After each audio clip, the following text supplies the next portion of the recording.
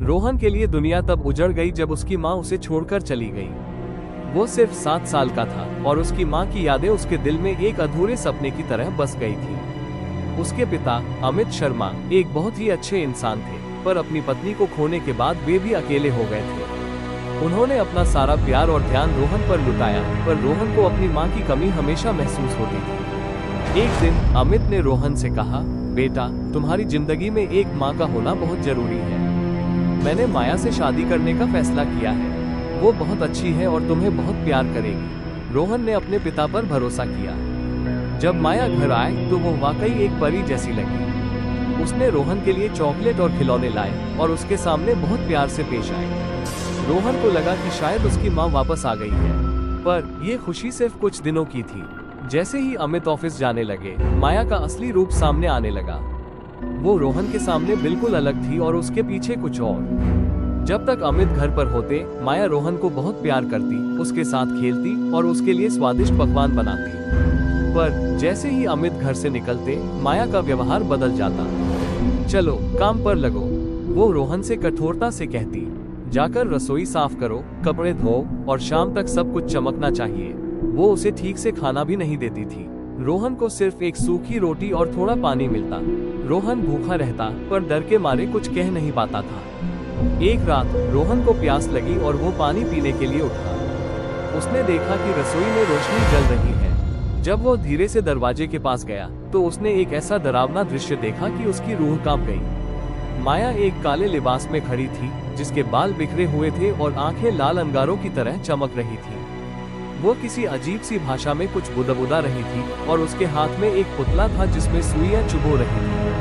रोहन समझ गया, यह उसकी सौतेली माँ नहीं, बल्कि एक चुड़ैल थी। वो भागकर अपने कमरे में चला गया और पूरी रात कांपता रहा। अगले दिन रोहन ने अपने पिता को सब कुछ बताने की हिम्मत की। पापा, माया अच्छी नहीं है, वो एक चुड़ैल है, रोहन ने डरते डरते कहा।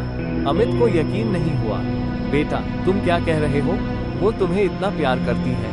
उसी पल माया वहां आ गई और रोहन को देखकर उसने एक अजीब सी मुस्कान दी। रोहन, तुम क्यों झूठ बोल रहे हो? मैंने तुम्हें डांटा था क्योंकि तुम शरारत कर रहे थे, उसने एक भोली सूरत बनाकर अमित से कहा। लगता है रोहन को कोई बुरा सपना आया है। अमित ने रोहन को शांत किया और कहा, शायद तुम थक गए हो। रोहन को लगा कि उसके पिता भी उस पर विश्वास नहीं कर रहे हैं। समय बीतता गया और माया की क्रूरता बढ़ती गई। रोहन अब पूरी तरह से डर के साए में जीने लगा था। एक रात जब बिजली कड़क रही थी, माया ने रोहन को बुलाया।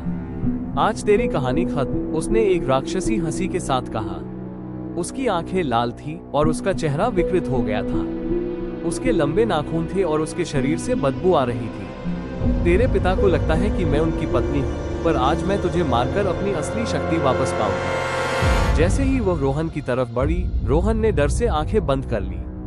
तभी उसके गले में लटकी उसकी माँ की दी हुई चांदी की लॉकेट चमकने लगी। एक सफेद रोशनी लॉकेट से निकली और माया पर पड़ी। माया चिल्लाने लगी जैसे किसी ने गरम तेल उस पर डाल दिया हो। उसकी शक्तियाँ कमजोर होने लगी। उसी समय अमित घर लौटे। उन्होंने दरवाजा खोला और देखा कि उनकी पत्नी एक भयानक चुड़ैल के रूप में चिल्ला रही है और उनका बेटा डरा हुआ एक कोने में खड़ा है।